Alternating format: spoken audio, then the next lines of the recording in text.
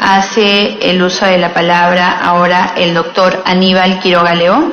Él es abogado por la Pontificia Universidad Católica del Perú, magíster en investigación jurídica por la Escuela de Posgrado de la Pontificia Universidad Católica del Perú, doctorando por la Facultad de Derecho de la Universidad Complutense de Madrid y profesor de amplísima experiencia en la Facultad de Derecho de la Pontificia Universidad Católica del Perú, además de el ejercicio en Derecho Constitucional ampliamente reconocido. Doctor Quiroga, tiene usted el uso de la palabra. Muchas gracias, señora presidenta. Señora presidenta, señor miembro de la Comisión de Constitución y mis distinguidos colegas que me acompañan. Quería agradecer esta inmerecida invitación para exponer hoy día algunos aspectos que se han consultado sobre la cuestión de confianza. Y es un tema no solamente interesante, polémico, sino de gravitante actualidad en la medida en que mañana en el Congreso se va a plantear una cuestión de confianza. Por lo tanto, lo que conversamos ahora desde el punto de vista teórico es lo que va a ocurrir mañana, es lo que Conrad Hess llamaba la concretización de la Constitución. Los aspectos teóricos e de interpretación que hoy día podamos esbozar, mañana se van a ver graficados en plena realidad, con todas las consecuencias que eso puede traer. Estamos en un debate, pues, en vísperas de una coyuntura política excepcional, y es un debate de doctrinas y de diversos operadores jurídicos que ustedes escucharán y podrán dilucidar de la mejor manera. Yo quisiera empezar por señalar que el proyecto que se discute ahora es parte de un paquete de proyectos elaborado por un conjunto de personas que tiene mérito personal, una comisión de politólogos, pero que no concursaron ese puesto. Fueron designados a dedo por el presidente de la República, con el anterior primer ministro, y que por lo tanto yo siempre he encontrado una contradicción. Se nos ha dicho que los cargos públicos y las decisiones públicas tienen que ser concursadas y tiene que haber un estricto concurso de méritos, y en este caso una reforma constitucional tan importante como esta, la más importante en los últimos 30 años, con una gran modificación de la Constitución, parte de una comisión de notables politólogos, al margen, de alguna manera, de los expertos en derecho constitucional. La interpretación de la Constitución es un tema sugerente y muy complicado. No es la interpretación cualquiera de una norma legal, es una ciencia aparte que requiere de un análisis distinto de la hermenéutica tradicional. Eso está escrito, está desarrollado, y a mí sí me ha llamado la atención en las últimas 2 semanas ver cómo las personas empiezan a interpretar la Constitución leyendo recién la Constitución. Se enteran de que hay una cuestión de confianza porque leen la Constitución, o pretenden limitar los alcances de una censura porque leen la Constitución. La labor interpretativa, sobre todo del operador y del constituyente, es un tema complicado que lleva a un análisis mucho más profundo que lo que puede plantear un proyecto de ley de una comisión de notables que el Ejecutivo ha hecho suyo, o que puede debatirse en una sola sesión o solamente con algunos expertos. El proyecto que se ha presentado me parece débil e incompleto. El Ministerio de Justicia, el Ministro de Justicia, ayer y hoy día en la mañana, un jurista que trató de interpretarlo, dijo una cosa que es bastante grave, ¿no? Cuando se le preguntó por qué se ha hecho lo que se ha hecho de esa manera, cuando no está en la Constitución, dijo muy tajantemente que estaba legislado de esa manera, o propuesto de esa manera, porque no está prohibido en la Constitución. Eso es un razonamiento jurídico absolutamente equivocado y absurdo.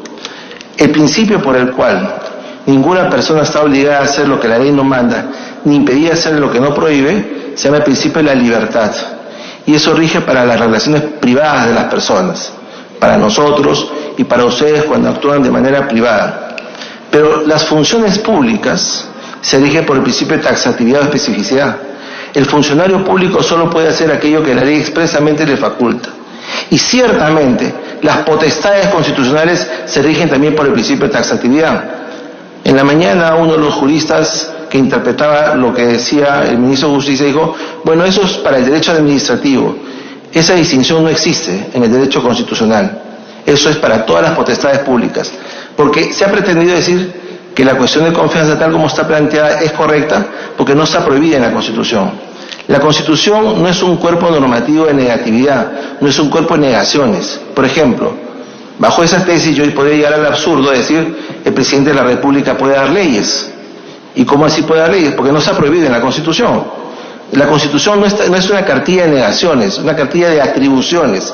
Por lo tanto, cuando la Constitución dice el Congreso da leyes, se entiende que nadie más da las leyes. Cuando dice el Congreso reforma la Constitución, se entiende que nadie más puede reformar la Constitución. Cuando se dice el presidente de la República representa a la nación, significa que nadie más puede representar a la nación. En la Constitución no se dice, por ejemplo, el presidente del Congreso puede representar a la nación. ¿Y por qué lo puede hacer? Porque no está prohibido. Entonces, ese argumento del derecho privado hacia el derecho público y en particular el derecho constitucional es absolutamente absurdo y inaplicable y explica por qué los errores no solamente en la petición de confianza sino en el proyecto que vamos a tratar de comentar. En ese proyecto, que me parece débil e incompleto, hay algunas cosas que se retiran y otras cosas que se modifican. Por ejemplo, cuando se pretende eliminar la cuestión de confianza de los ministros, en particular como está regulado en la actual Constitución, el proyecto se basa en una sola opinión, en la opinión del doctor Enrique Bernales, quien lamentablemente ha fallecido. Puede ser una opinión muy ilustrada, puede ser una opinión muy profunda, pero es una única opinión para zanjar un debate tan complicado.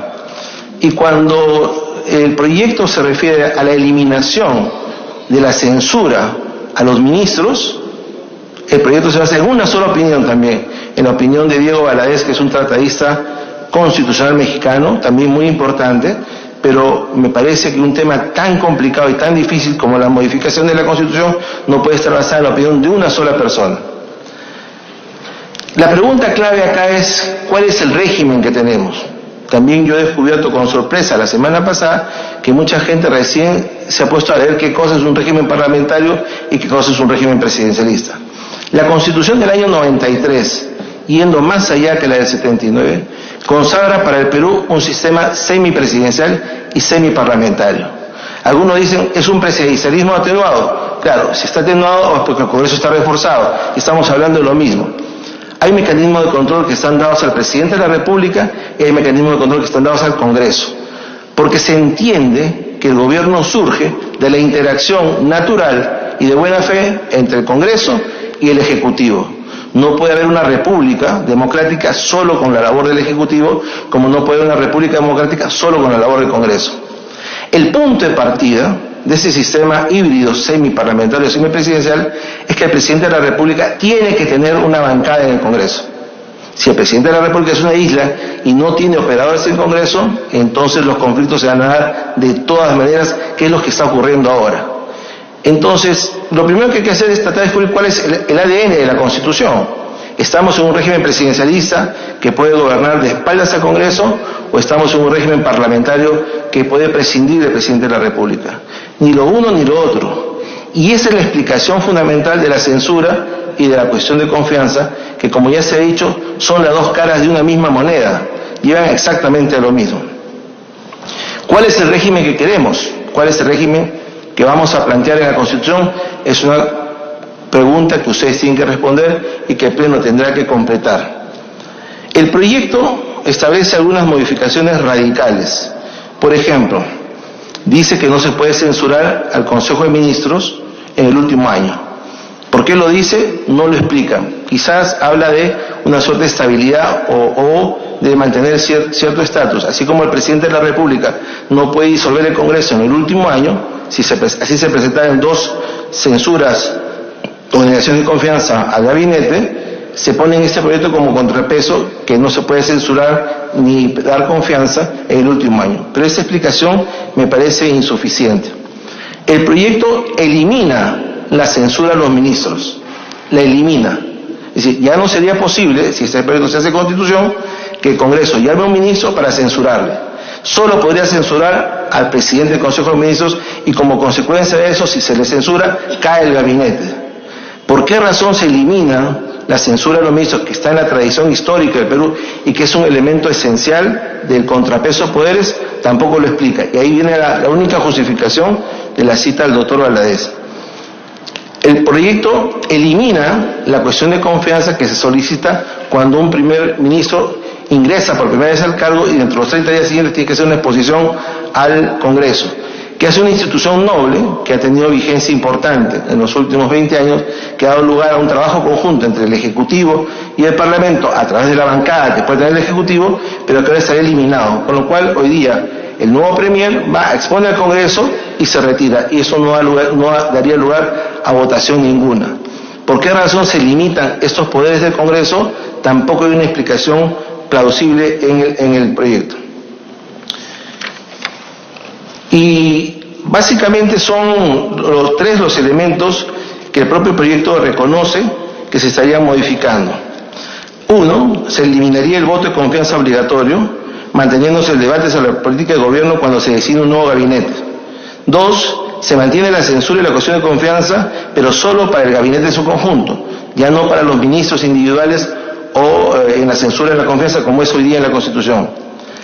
Tres, siendo la censura y la disolución del Congreso mecanismos de control que garantizan el equilibrio entre el Ejecutivo y el Legislativo, se prevé que si no es posible disolver el Congreso en el último año, tampoco sea posible censurar al gabinete en el último año, si ambos poderes del Estado contribuyen al clima adecuado previo al proceso electoral. Eso yo no le encuentro una consecuencia lógica interesante. No se desarrolla en el proyecto un tema que está en actual debate, que además es materia de interpretación. ¿Estamos o no estamos ante una primera negación de confianza? Eso es capital, porque de eso dependerá en esa interpretación la disolución o no del Parlamento. Es un tema opinable. Yo he sostenido enfáticamente y me ratifico en mi opinión de que si tal negación de confianza se diera mañana, ¿no es cierto?, estaríamos recién en la primera y no en la segunda. Porque el objeto de la confianza es darle legitimidad en el Congreso al Premier y al Presidente de la República. Porque el Premier está designado por el Presidente de la República.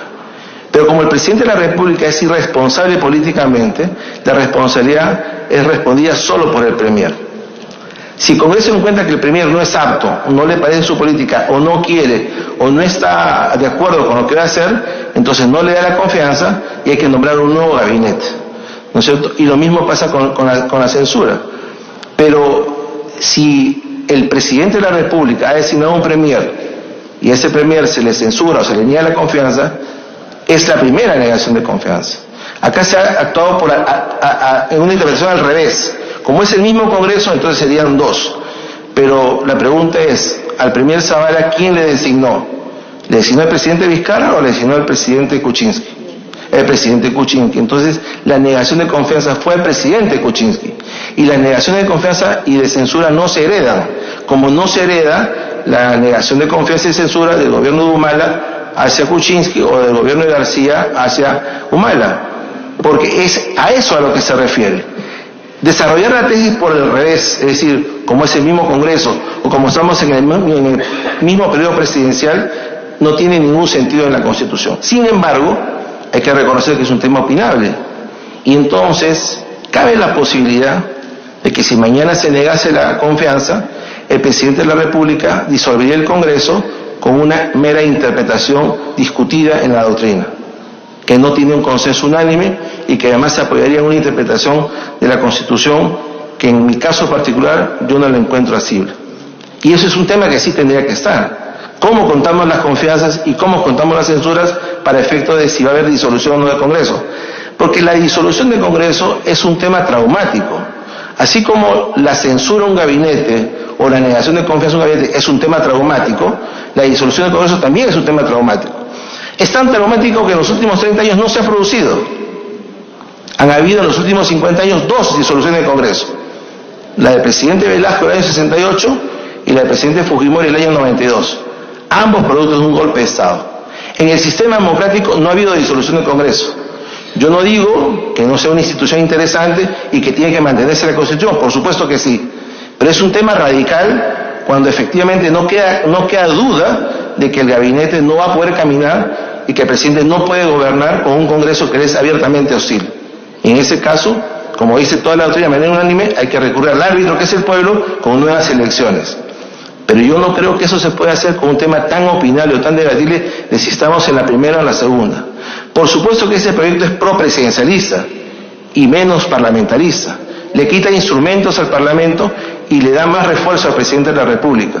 Claro, está hecho por una comisión nombrada por miembros designados por el presidente. No es una comisión plural ni es una comisión que ha concursado. Por lo tanto, le están haciendo de alguna manera la tarea al presidente de la República. Yo no creo que este proyecto tenga que pasar como está. Tampoco digo que no se puedan mejorar las cosas. Pero, por ejemplo, hay temas que tienen que ser aclarados. ¿Sobre qué se puede pedir una cuestión de confianza?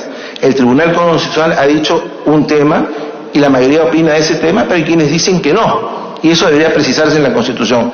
¿Es una cuestión de confianza abierta sobre políticas, sobre reformas legislativas o sobre reforma de la Constitución, o solamente está limitada a políticas en general? ¿Cuántas confianzas o cuántas censuras se hace ante un presidente de la República? Cuando un presidente de la República entra en sucesión presidencial por muerte, por renuncia o por vacancia, ¿ingresamos en un nuevo periodo o estamos en el mismo periodo? Si la Constitución lo dijera, ya no habría lugar a interpretación. Pero como la Constitución no lo dice, hay lugar a interpretación. Y por último, ¿es posible disolver el Congreso en base a una interpretación discutida de la Constitución? A mí me parece que no, me parece sumamente grave para nuestra democracia. Entonces, lo que yo sostengo es que este proyecto tendría que ser modificado, adecuado, adaptado, enriquecido. Y ciertamente, al principio, antes de empezar la sesión, algunos congresistas se excusaron, se fueron y dijeron que ellos querían otros partícipes. Sin duda alguna, la presidencia tiene la posibilidad de nombrar a otros expertos que también pudieran enriquecer con su conocimiento este proyecto. Uno nunca debe ir a donde no lo invitan y uno nunca debe permanecer en donde no se le quiere. Si quieren venir otros expertos a dar su opinión, sin duda alguna eso debería ser la comisión. Pero lo que está en juego acá es un tema vital. No solamente al futuro de la Constitución, sino al futuro de lo que va a pasar de manera inmediata. Mañana va a haber o no va a haber cuestión de confianza. Si se la niega, ¿será la primera o la segunda? Si es la segunda, va a haber disolución del Congreso con un decreto supremo firmado por el presidente de la República y ratificado por los ministros, que luego tendrá que responder por eso en 2021. Yo quisiera recordar que todos los ministros que firmaron con el presidente Fujimori la disolución del Parlamento del año 92 fueron enjuiciados, con excepción del señor de los Heros, que renunció al gabinete en la misma noche del 5 de abril. Entonces, estamos frente a responsabilidades que son muy complicadas y que no se puede avasallar aún por el Estado, ni uno al otro, ni el otro al uno, ¿no es cierto? Tenemos que tener ciertos puentes de comunicación. Y termino con esto, señor presidente. La crisis actual tiene su base o tiene su inicio en un elemento absolutamente sustancial. El presidente de la República no tiene bancada en el Congreso y no la quiere tener.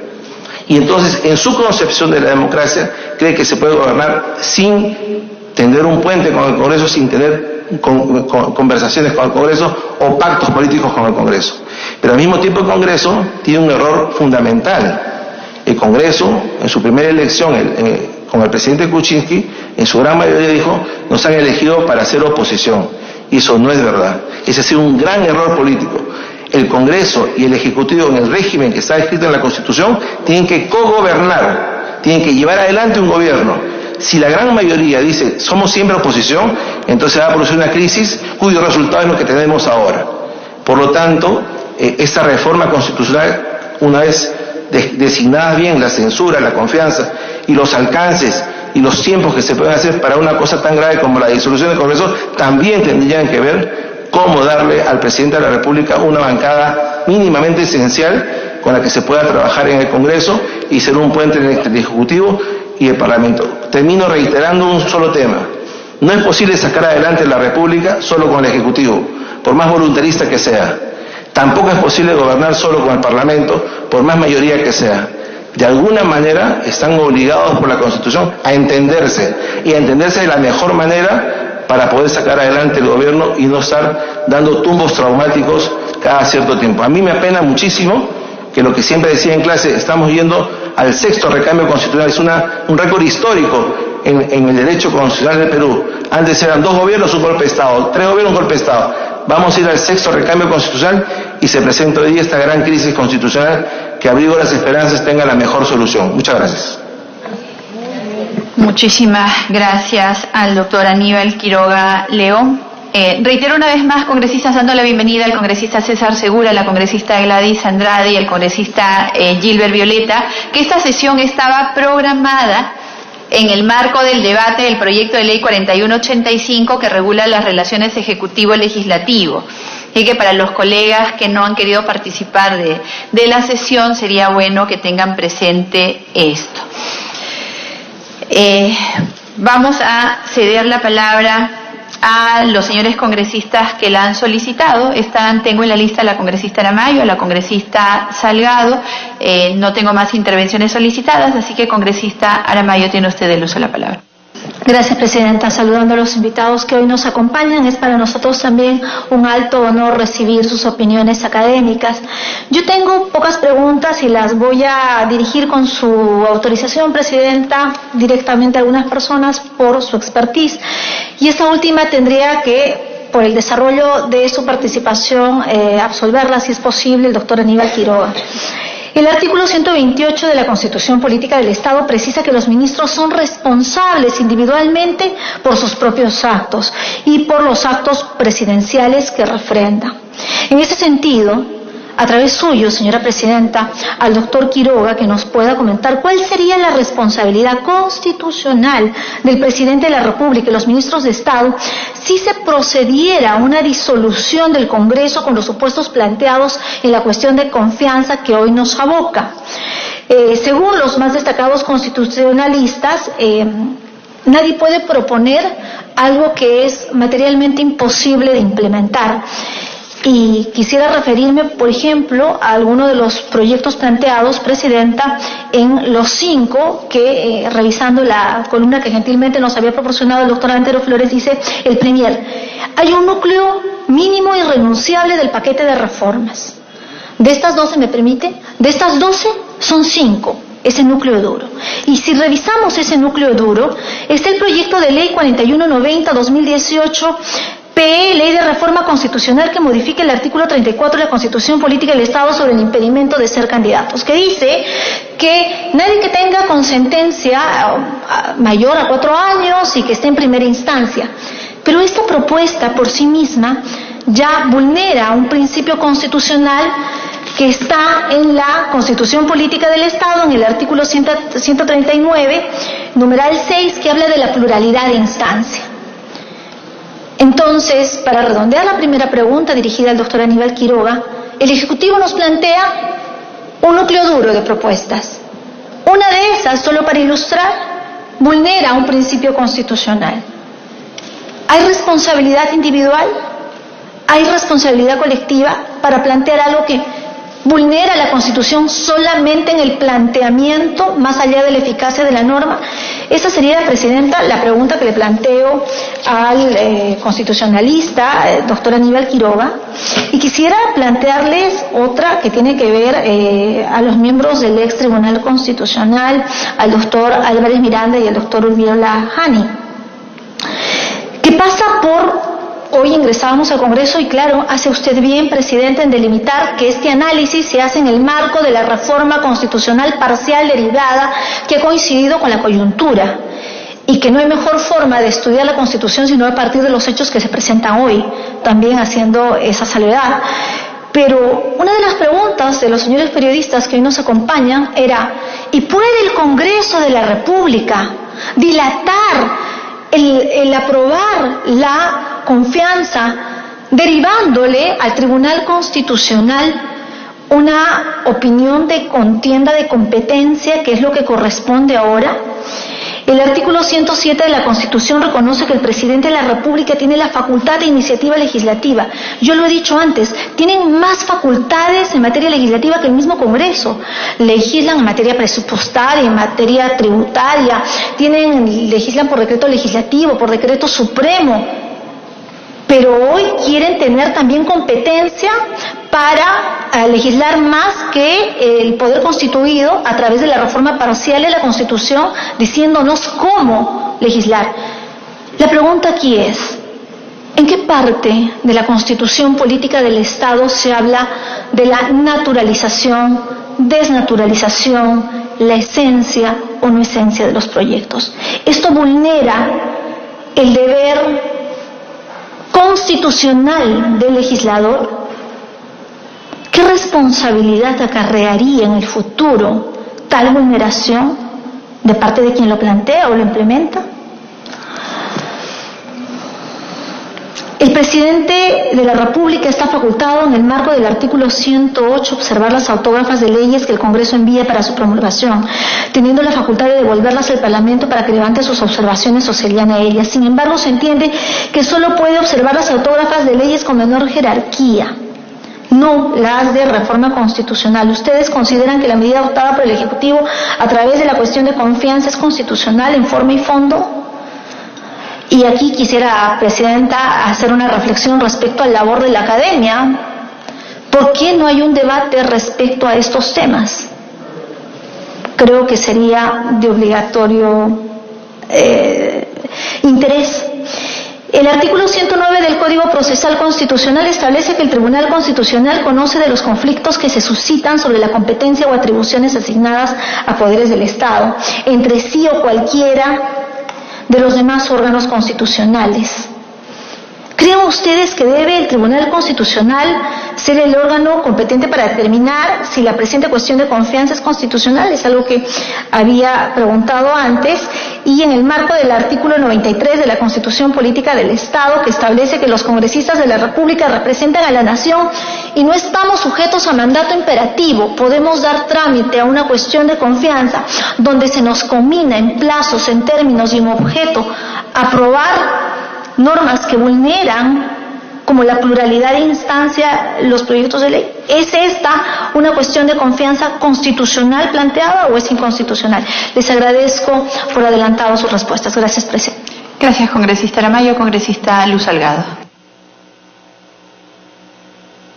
Gracias, presidenta. Primero, agradecer la presencia y el tiempo que nos dedican destacados juristas, destacadas personalidades que sabemos por su experiencia son los estudiosos de la Constitución.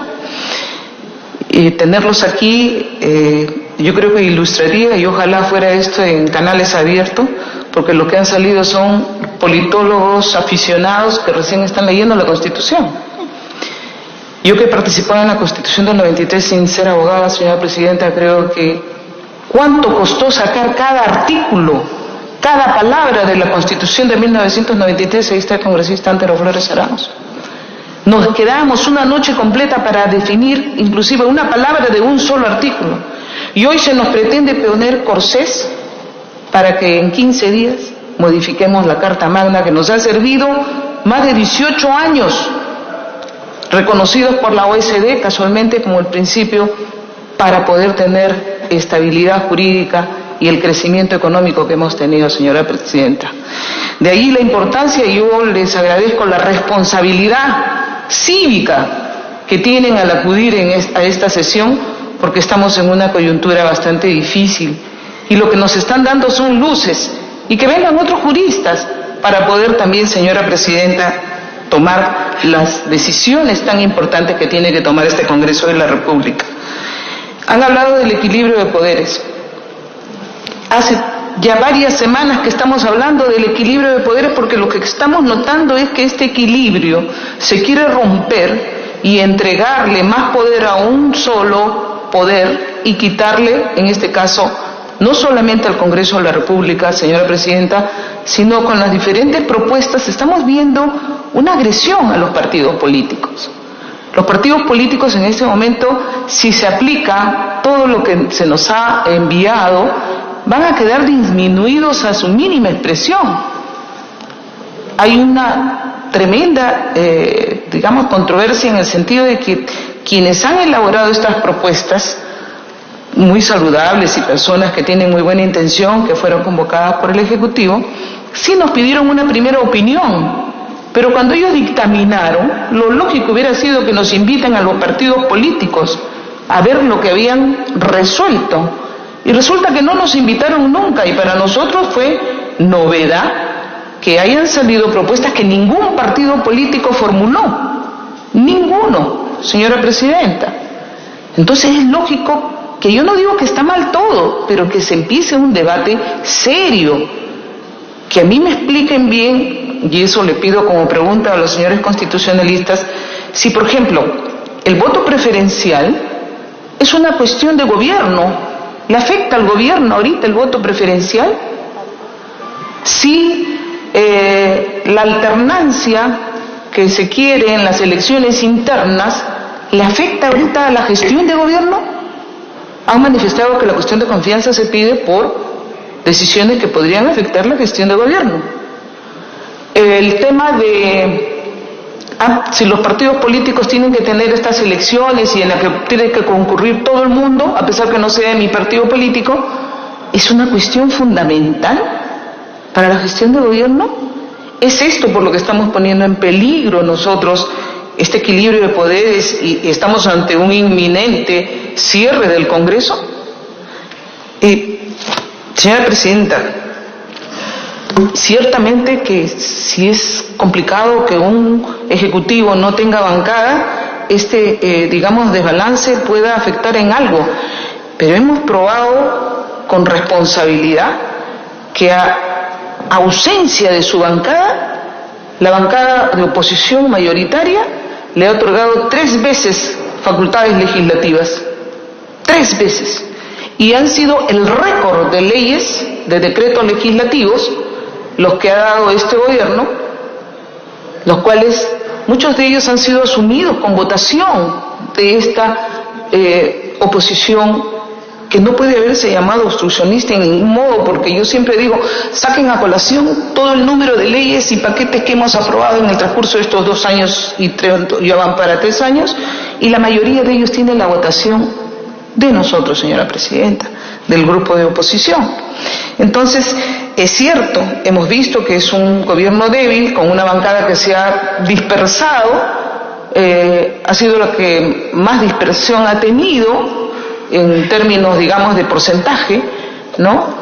Lógicamente nosotros también hemos tenido baja, pero el hecho es que ha habido la responsabilidad de otorgarle facultades para que pueda gobernar y no se pueda producir ningún desequilibrio. La prueba más grande que hemos dado de que es un Congreso responsable es cuando se ha dado la renuncia de un presidente y en el cual todo el mundo preveía un conflicto social y sin embargo, siguiendo los cánones de la Constitución del 93, hemos podido ir a este proceso de transición sin ninguna dificultad. No ha afectado la economía y no ha afectado tampoco el sistema político, porque hemos respetado que las vicepresidencias son las que tenían que ocupar. O sea, la Constitución ha sido elaborada de tal manera de que pueda cubrir estos parches. Esto no quiere decir que no pueda ser modificada, señora Presidenta, y ya lo hemos hecho.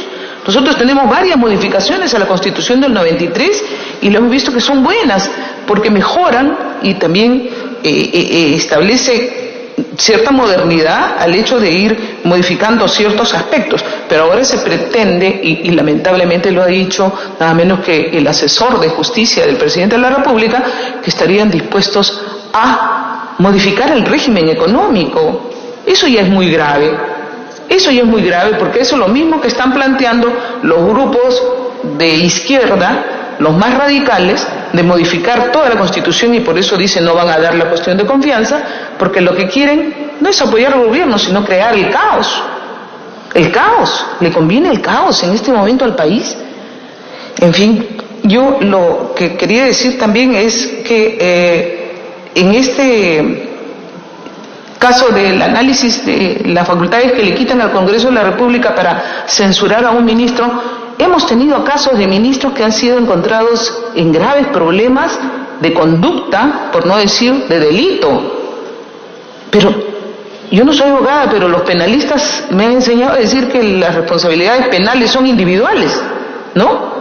Y si es de un solo ministro que ha cometido un error, ¿por qué tiene que caer todo el gabinete? Si hay buenos ministros que están haciendo su función, ¿por qué tiene que caer todo el gabinete? Que salga el ministro que se ha portado mal, que salga el congresista que se ha portado mal, pero no tiene por qué caer la institución misma. Por eso, el hecho de decir, me das todo, o te quito todo, no me das nada, son posiciones extremas. Creo que ciertamente el diálogo es muy importante y desde un primer momento hemos invitado al diálogo.